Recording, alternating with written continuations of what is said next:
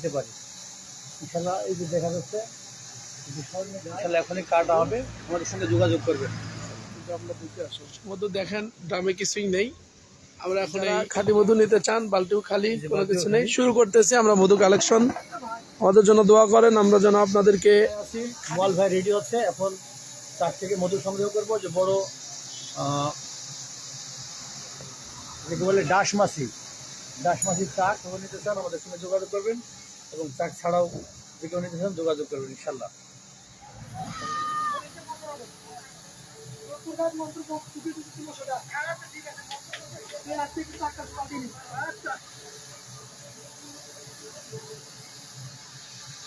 আমাদের মোয়াল ভাই রেডি হচ্ছে, এই যে মোয়াল ভাই রেডি হচ্ছে, এখনই গাছে উঠবে।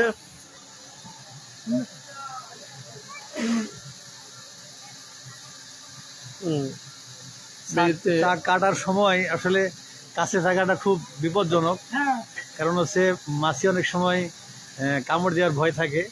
এই জন্য এখন ওই যে মোয়াল গাছে উঠতেছে, চাক কাটবে, তো আমরা অপেক্ষায় আছি।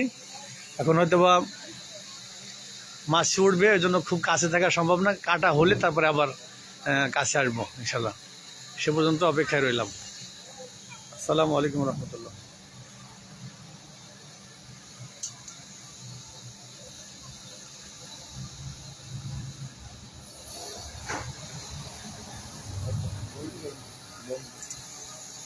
ফিনিশ।